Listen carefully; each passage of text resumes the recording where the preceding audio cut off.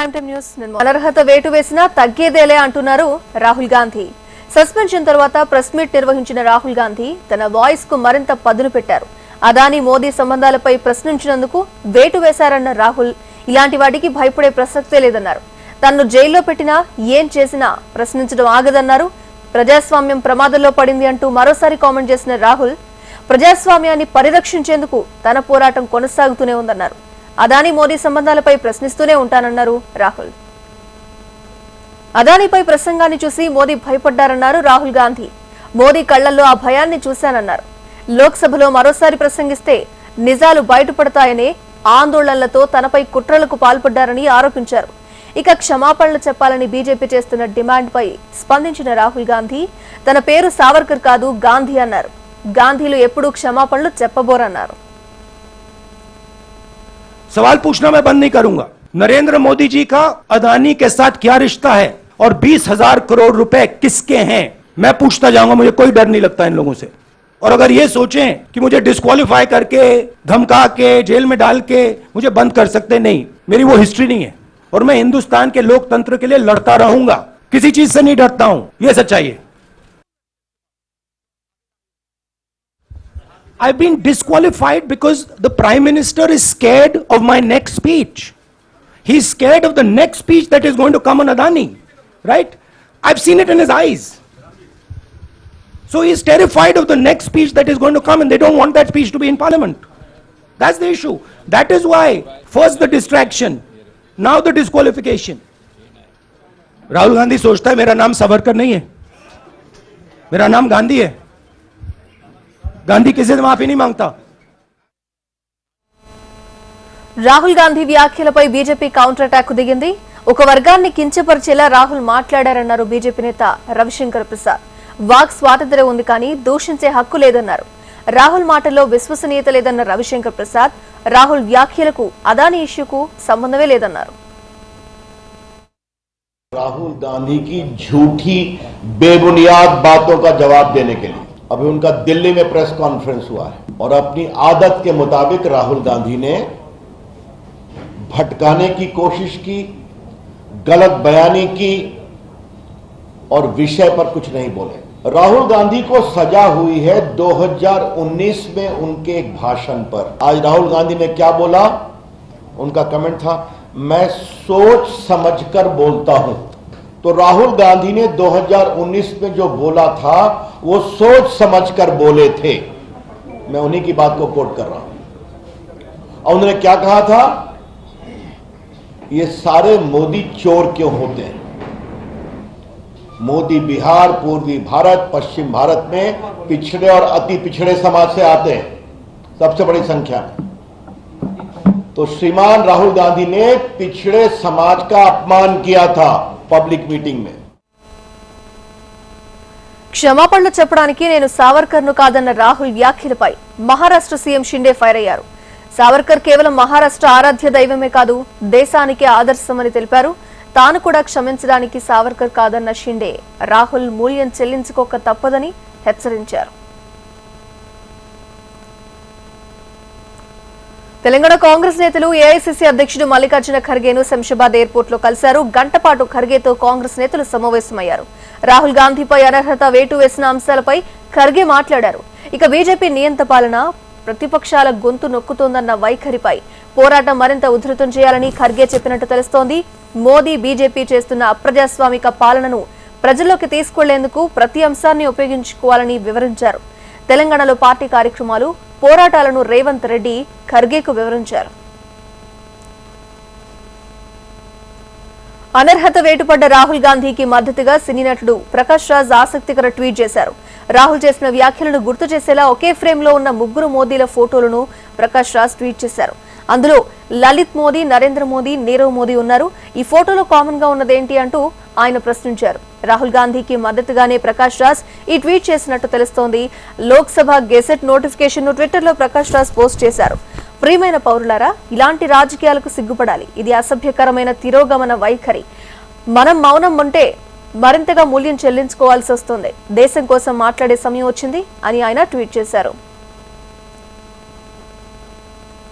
గాంధీ భవన్లో టీ కాంగ్రెస్ ముఖ్య నేతల సమావేశంలో కీలక నిర్ణయాలు తీసుకున్నారు. రేపు గాంధీ భవన్లో నిరసన దీక్ష చేపట్టాలని కాంగ్రెస్ నేతలు నిర్ణయించారు. రాహుల్పై అనర్హత వేటుకు నిరసనగా ఒకరోజు దీక్ష చేయనున్నారు. ఉదయం 10 గంటల నుంచి సాయంత్రం 5 గంటల వరకు దీక్ష చేపట్టనున్నారు. రాహుల్పై వేటును నిరసిస్తూ రేపు దీక్ష చేయనున్నామని, ప్రతి నాయకుడు కార్యకర్త పాల్గొనాలని టీపీసీసీ చీఫ్ రేవంత్ రెడ్డి పిలుపునిచ్చారు. ఇది అత్యంత కీలక సమయమని, కలిసికట్టుగా పోరాటం చేయాలని సూచించారు. రాహుల్ పై మోదీ ప్రభుత్వం కక్ష సాధిస్తోందన్నారు. ప్రశ్నించడాన్ని మోదీ సర్కార్ తట్టుకోలేకపోతుందని రేవంత్ మండిపడ్డారు.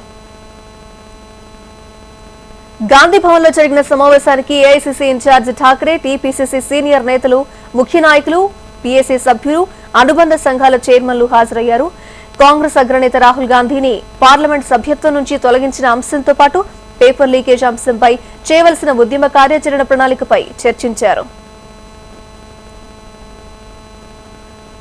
రాహుల్ గాంధీపై అనర్హత వేటు వేయడం అప్రజాస్వామికమన్నారు ఎంపీ కోమటిరెడ్డి వెంకటరెడ్డి. పార్టీ ఆదేశిస్తే రాజీనామాకైనా సిద్ధమన్నారు. బడుగు బలహీన వర్గాలకు ఉపయోగపడేలా ఉపాధి హామీ పథకాన్ని తెచ్చిన ఘనత సోనియా గాంధీకి దక్కుతుందన్నారు. ఒక సీనియర్ నాయకుడే కాదు, ఒక జాతీయ పార్టీ అధ్యక్షుడిగా పనిచేసిన వ్యక్తి, దేశం కోసం తండ్రి నాయనమ్మ రక్తాన్ని ప్రాయించి ఈ దేశం ఒక్క తాటిపై ఉండాలని చెప్పి కోరుకునే మనిషి మోడీ గారు ఈ చర్యను తీవ్రంగా ఖండిస్తూ వెంటనే దీన్ని చేయాలని, దాంతోపాటు కాంగ్రెస్ పార్టీ న్యాయం జరిగే వరకు ఇటు ప్రజల పక్షాన వీధుల్లో పోరాటం చేస్తాం, న్యాయ పోరాటం చేస్తాం. ఇవాళ ఆయనని సెషన్ కోర్టులో ఏదో ఒక మాట అన్న ఎన్నికల ప్రచారంలో అంటున్నాం. దాని మీద ఒక జడ్జిమెంట్ సెషన్ కోర్టు ఇస్తే మళ్ళీ వెంటనే బెయిల్ ఇచ్చుకుంటూ 4 రోజులు సమయం ఇచ్చింది కోర్టును ఆశ్రయిస్తానికి. ఒక్కరోజు కూడా సమయం ఇవ్వకుండా అనర్హత వేడి వేయడానికి తీవ్రంగా ఖండిస్తున్నాం. తప్పకుండా మేమందరం కూడా బీఆర్ఎస్ పై Telangana BJP chief Bandi Sanjay fire అయ్యారు. టీఎస్పీఎస్సీ లీగ్స్ పై సీఎం కేసీఆర్ ఇప్పటి వరకు స్పందించలేదన్నారు. తెలంగాణలో అన్ని స్కామ్లే జరుగుతున్నాయని విమర్శించారు. టీఎస్పీఎస్సీ చైర్మన్ కు ఎందుకు నోటీసులు ఇవ్వలేదని ప్రశ్నించారు. తప్పు చేసిన టీఎస్పీఎస్సీని ఎందుకు రద్దు చేయలేదన్నారు. దేనికోసం అన్న తెలంగాణ రాష్ట్రం కేసీఆర్ కుటుంబం కోసం ఒక్కసారి వచ్చాడు. పాస్పోర్ట్ల బ్రోకర్ కేసీఆర్ కుటుంబంలో ఒకరు బ్రోకరు, ఒకరు లిక్కరు, ఇంకోడు లీకరు. దీనికోసమని తెలంగాణ రాష్ట్రాన్ని సాధించుకుంటే ఒక్కసారి ఆలోచించండి. వాళ్ళ ఇలా ఎగ్జామ్ పెడితే ఇలా టీఎస్పీఎస్సీ పరీక్షల్లో లీక్ అయింది. వాళ్ళ లీక్ అయిన దొరకబట్టరా బాబు అంటే తీసిపారు కానీ తురుము కాను అంటే ఇవాళ మేము ఆరోపణలు చేస్తామట. ఏదో పేపర్ స్టేట్మెంట్లు పట్టుకొచ్చి బండి సంజయ్ ఇదన్నాడు, బండి సంజయ్ అదన్నాడు అని చెప్పి నాకు నోటీస్ ఇస్తున్నారు. ఇలా బీజేపీ నిరుద్యోగ మార్చ్ పై మంత్రి కేటీఆర్ తీవ్ర స్థాయిలో మండిపడ్డారు. నిరుద్యోగ మార్చ్ చేయాల్సింది తెలంగాణలో కాదు, ఢిల్లీలో మోదీ ఇంటి ముందు చేయాలని రాష్ట్ర బీజేపీ నేతలకు సూచించారు. ప్రతిపక్షాల మాటలను నమ్మొద్దని యువత, నిరుద్యోగులను కేటీఆర్ కోరారు. రంగారెడ్డి జిల్లా పెద్ద అంబర్పేటలో నిర్వహించిన బీఆర్ఎస్ ప్రగతి నివేదన సభలో కేటీఆర్ పాల్గొన్నారు. బీజేపీ నేతలు నిరుద్యోగుల కోసం ధర్నాలు చేస్తున్నారని, 2014 ఎన్నికల సమయంలో మోదీ ఏడాదికి 2 కోట్ల ఉద్యోగాలు ఇస్తానని చెప్పి మాట తప్పాడని ఆరోపించారు. వాళ్ళట నిరుద్యోగుల కోసం ధర్నా చేస్తారట బీజేపీ. ఏమైనా ఇజ్జత్మానం ఉండాలి చేస్తాను. ఏమన్నాడు అన్నాడు నరేంద్ర మోడీ, ముझे प्रधानमंत्री बनाओ, हर साल 2 करोड़ युवाओं को रोजगार देने की जिम्मेदारी मेरी है అన్నాడు. మరి 9 ఏళ్లే ప్రధానమంత్రి ఎన్ని కోట్ల ఉద్యోగాలు రావాలి? 18 కోట్ల ఉద్యోగాలు రావాలి. ఇవాళ సిగ్గు లేకుండా ఇక్కడ ధర్నా చేస్తున్న బీజేపీ నాయకులారా, నేను మిమ్మల్ని అడుగుతా ఉన్నా, 18 కోట్ల ఉద్యోగాలు ఇస్తానన్న నరేంద్ర మోడీ కనీసం 18 లక్షల ఉద్యోగాలు ఇచ్చిండా? అంతకుముందు ఎల్బీ నగర్ లో నిర్మించిన ఫ్లైఓవర్ ను మంత్రి కేటీఆర్ ప్రారంభించారు. ఎల్బీ నగర్ నుంచి హయత్ నగర్ వరకు మెట్రోను పొడిగిస్తామన్నారు మంత్రి కేటీఆర్. వచ్చే 5 ఏళ్ల కాలంలో హయత్ నగర్ వరకు మెట్రో అందుబాటులోకి వస్తుందన్నారు. ఎల్బీ నగర్ నియోజకవర్గంలో మరో 3 ప్రాజెక్టులు మాత్రమే మిగిలాయన్నారు. ఆ ప్రాజెక్టులు పూర్తి చేశాకే ఎన్నికలకు వెళ్తామని తెలిపారు. ఏడాదిన్నరలో గడ్డియన్నారలో నిర్మిస్తున్న టిమ్స్ ను ప్రారంభిస్తామని తెలిపారు. ఎల్బీ నగర్ చౌరస్తాకు శ్రీకాంతాచారి పేరు పెడతామన్నారు. ముఖ్యంగా నాగోల్ దాకా వచ్చిన మెట్రో ఏదైతే ఉన్నదో ఖచ్చితంగా దాన్ని ఎల్బీ నగర్ కూడా జోడించాల్సిన బాధ్యత కూడా ఉన్నది. అది కూడా తప్పకుండా చేసి మీకు అందజేస్తామని చెప్పి కూడా ఈ సందర్భంగా నేను విజ్ఞప్తి చేస్తా ఉన్నా. ఇదే మెట్రోని నాగోల్ నుంచి ఎల్బీ నగర్ దాకా అనుసంధానం చేస్తాం. హయాత్ నగర్ వరకు కూడా విస్తరించే ప్రయత్నం కూడా బ్రహ్మాండంగా చేస్తాం.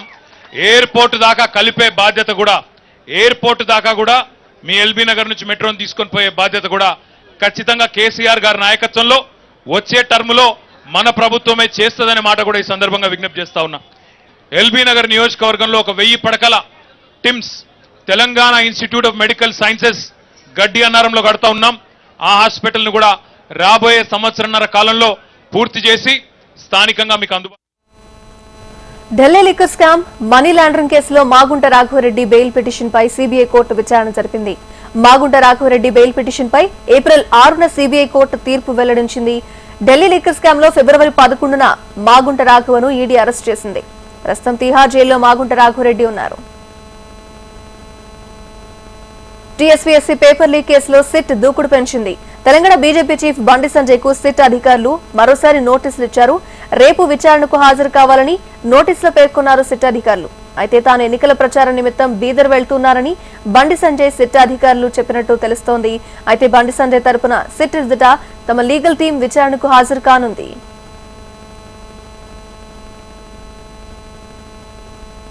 టీఎస్పీఎస్సీ పేపర్ లీకేజ్ తో నిరుద్యోగులకు తీరని అన్యాయం చేశారని సీఎల్పీ నేత భట్టి విక్రమార్క అన్నారు. పెద్దలను కాపాడడం కోసమే ఆరోపణలు చేస్తున్న ప్రతిపక్ష నేతలకు సిట్ నోటీసులు ఇస్తున్నారన్నారు.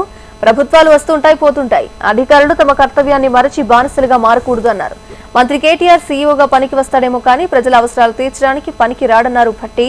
కాంగ్రెస్ పార్టీ అధికారంలోకి వస్తే రైతులకు ఉపయోగపడేలా ధరణిలో మార్పులు చేస్తామని చెప్పారు. డి శ్రీనివాసులు గారి పేరు, కె రాజు గారి పేరు, పి సుబ్రహ్మణ్యం గారి పేర్లు, ఇటువంటి అధికారుల పేర్లు ఇప్పటికి కూడా ప్రజలు చెప్పుకుంటున్నారు. ఎందుకంటే వాళ్ళు న్యాయబద్ధంగా ప్రజాహితం కోసం పనిచేశారు, నిటారుగా నిలబడి. So that is the name of the Indian bureaucracy. So అటువంటి బ్యూరోక్రసీ ఈ దేశ ప్రజాస్వామ్యానికి పునాదులుగా నిలబడ్డారు వాళ్ళు. సో ఇప్పుడు ఉన్నటువంటి బ్యూరోక్రసీ కూడా నేను I'm appealing, please act like bureaucrats. Satisfy చేయడానికి సీఈఓగా పనికొస్తాం, కానీ ప్రజల అవసరాలు తీర్చడానికి, వాళ్ళ ఇబ్బందుల్ని కష్టాలను తెలుసుకొని వాళ్ళ అవసరాలు తీర్చడానికి ఉపయోగపడేట్టుగా ప్రణాళికలు తయారు చేసి పాలకులు కావాలి రాష్ట్రానికి. టీఎస్పీఎస్సీ పేపర్ లీకేజ్ కేసులో సిట్ అధికారులు దూకుడు పెంచారు. 4 నిందితులను నాంపల్లి కోర్టు కస్టడీకి అనుమతించింది. ప్రవీణ్, రాజశేఖర్, డాకియా, రాజేశ్వర్ ను కస్టడీకి ఇచ్చింది కోర్టు. 3 రోజుల పాటు నిందితులను సిట్ అధికారులు ప్రశ్నించనున్నారు. షమీం, సురేష్, రమేష్ కస్టడీ పిటిషన్ సోమవారానికి వాయిదా వేసింది కోర్టు. ఇదే కేసులో మరొకరిని అరెస్ట్ చేసింది సిట్. మహబూబ్ నగర్ జిల్లా నవాబ్పేట్ ఉపాధి హామీ పథకం ఇంజనీర్ కన్సల్టెంట్ ప్రశాంత్ ను అరెస్ట్ చేశారు. దీంతో నిందితుల సంఖ్య 13కు చేరింది. నౌహీరా షేక్ ఆస్తులను ఈడీ అటాచ్ చేసింది. ఇప్పటి వరకు 400 కోట్ల రూపాయల ఆస్తులను ఈడీ అటాచ్ చేసింది. గతంలో 367 కోట్ల విలువైన ఆస్తులు అటాచ్ చేసిన ఈడీ తాజాగా 33.06 కోట్ల ఆస్తులు సీజ్ చేసింది. హీరా గోల్డ్, నౌహీరా షేక్ ఆస్తులు అటాచ్ చేస్తూ ఈడీ ఆదేశాలు జారీ చేసింది.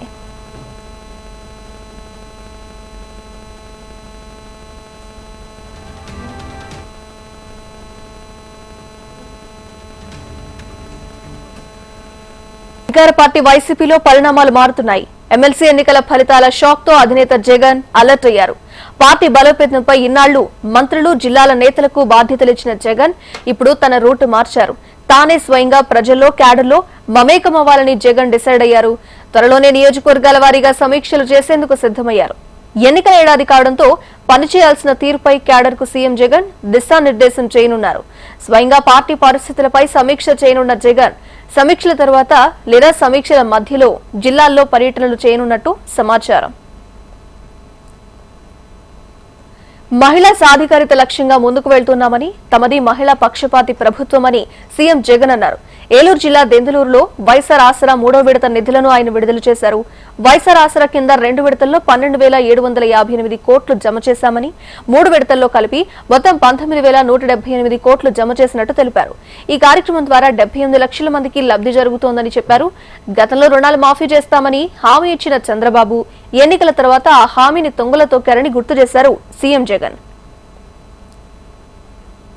ఈ ప్రభుత్వం మన అక్క చెల్లెమ్మల చేతిలో, మీ అన్న ప్రభుత్వం ప్రతి రూపాయి కూడా నా అక్క చెల్లెమ్మలకే ఇవ్వాలి, నా అక్క చెల్లెమ్మల చేతిలో ఈ డబ్బులు పెడితే కుటుంబాలు బాగుపడతాయని చెప్పి నమ్మిన ప్రభుత్వం మీ ప్రభుత్వం మీ బిడ్డ ప్రభుత్వం అని చెప్పి కూడా ఈ సందర్భంగా చెప్పడానికి గర్వపడతా ఉన్నా. కాబట్టి దేశ చరిత్రలో కని విని ఎరుగని విధంగా మహిళా సంక్షేమం మీద ఇన్ని రంగాలలో వారిని అభివృద్ధి పథం మీద నడిపించాలని తపనపడి వారి అసెంబ్లీలో సీఎం జగన్ ఓట్ల కోసం రాజ్యాంగ విరుద్ధమైన తీర్మానం చేశారని ఏపీ బీజేపీ అధ్యక్షుడు సోము వీర్రాజు అన్నారు. ఎస్సీలకిచ్చే రిజర్వేషన్లను మత మార్పిడి చేసుకున్న వారికి ఇచ్చే తీర్మానాన్ని బీజేపీ తీవ్రంగా వ్యతిరేకిస్తోందన్నారు. ఓటు బ్యాంకు కోసం జగన్ అసెంబ్లీని ఉపయోగించుకుంటున్నారని విమర్శించారు. అసెంబ్లీ తీర్మానాన్ని వెనక్కి తీసుకోవాలని రాష్ట్ర వ్యాప్తంగా ఉద్యమాలు చేస్తామన్నారు సోము వీర్రాజు. ఎస్సీస్కి ఇచ్చేటువంటి రిజర్వేషన్స్ని మత మార్పిడి పొందిన ఎస్సీస్ కూడా ఇవ్వాలి అనే తీర్మానాన్ని అసెంబ్లీలో చేయడం ఓట్ల కోసం రాజ్యాంగ విరుద్ధమైనటువంటి తీర్మానాల్ని ఓట్ బ్యాంక్ పాలిటిక్స్ కోసం అసెంబ్లీని వినియోగించడాన్ని భారతీయ జనతా పార్టీ తీవ్రంగా వ్యతిరేకిస్తుంది. ఇది రాజ్యాంగ విరుద్ధమైనది. టీడీపీ నేత అయ్యన్న పాత్రుడు కుమారుడు విజయ్ కు సిఐడి నోటీసులు ఇచ్చింది. సోషల్ మీడియాలో పోస్టుల వ్యవహారంపై విజయ్ కు నోటీసులు ఇచ్చింది సిఐడి. ఈ నెల 28న గుంటూరులోని సిఐడి కార్యాలయంలో విచారణకు నోటీసులు పేర్కొంది. విజయ్ లేకపోవడంతో ఆయన తండ్రి చింతకాయల అయ్యన్న పాత్రుడికి నోటీసులు అందజేశారు అధికారులు.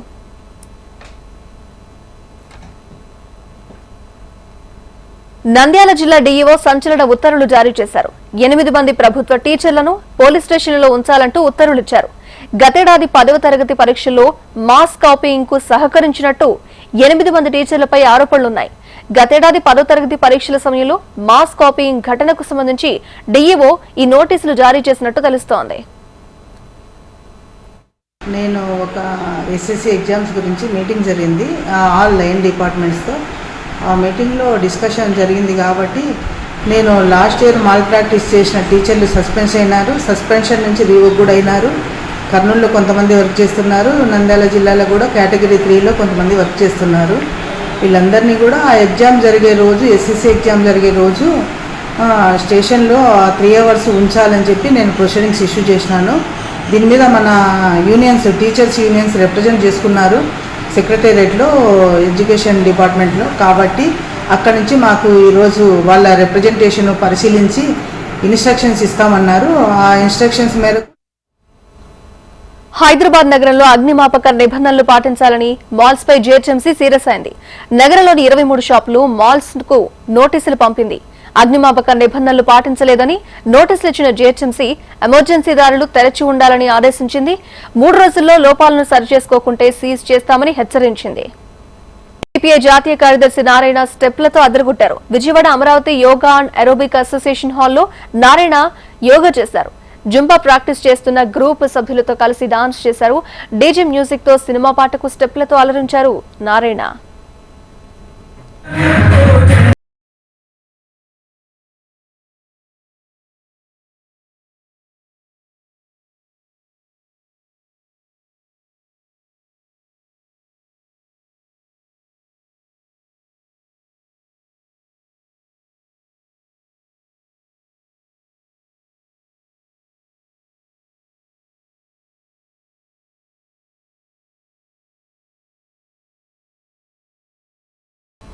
మంచు ఫ్యామిలీలో అన్నదమ్ముల గొడవలు హాట్ టాపిక్ గా మారాయి. అన్న విష్ణు తీరుపై మనోజ్ వీడియోను సోషల్ మీడియాలో పోస్ట్ చేయడం కలకలం రేపింది. మోహన్ బాబు ఆగ్రహం వ్యక్తం చేయడంతో మనోజ్ వీడియోను డిలీట్ చేశారు. పెద్ద గొడవ కాదని, మనోజ్ తన తమ్ముడని, తామిద్దరి మధ్య గొడవలు సాధారణమైన విషయమని మంచు విష్ణు పేర్కొన్నారు. దీంతో వివాదం సద్దుమడిగింది. అయితే మంచు మనోజ్ ట్విట్టర్లో మరొక పోస్ట్ చేశారు. బతకండి, బతకనివ్వండి, మీ అందరినీ మనస్ఫూర్తిగా ప్రేమిస్తున్నా అని ట్వీట్ చేశారు. అన్ని తప్పులను చూస్తూ పట్టించుకోకుండా జీవించడం కంటే సరైన దానికోసం పోరాడుతూ చనిపోతాను అని అమెరికన్ రచయిత సుజీ కాసం చేసిన వ్యాఖ్యలను ప్రస్తావించారు. క్రియేటివిటీకి నెగిటివిటీనే పెద్ద శత్రువు అంటూ American film maker David Lynch చేసిన వ్యాఖ్యలను కోట్ చేశారు. ఏప్రిల్ నెలకు సంబంధించిన తిరుమల శ్రీవారి ప్రత్యేక ప్రవేశ టికెట్లను ఈ నెల 27న రిలీజ్ చేయనున్నారు. 300 రూపాయల ప్రత్యేక దర్శన టికెట్లను ఉదయం 11 గంటల నుంచి ఆన్లైన్లో బుక్ చేసుకోవాలని టీటీడీ సూచించింది. జూన్ నెలకు సంబంధించిన అంగ ప్రదక్షిణం టోకెన్లను కూడా టీటీడీ శనివారం అందుబాటులోకి తీసుకొచ్చింది. విడుదలైన కాసేపట్లోనే టికెట్లు అయిపోయాయి. ఏప్రిల్ నెలకు సంబంధించిన దివ్యాంగుల, వృద్ధుల ఉచిత ప్రత్యేక దర్శన టోకెన్లు శనివారం విడుదల చేశారు. జూన్ నెలకు సంబంధించిన ఆర్జిత బ్రహ్మోత్సవం, కళ్యాణోత్సవం, సహస్ర దీపాలంకరణ సేవ, ఓంజల్ సేవ తదితర సేవల టికెట్లను అందుబాటులోకి తీసుకొచ్చారు. దేశంలో కరోనా కేసులు పెరుగుతున్న నేపథ్యంలో కేంద్రం హై అలర్ట్ ప్రకటించింది. రాష్ట్రాలకు కేంద్ర ఆరోగ్య శాఖ హెచ్చరికలు జారీ చేసింది.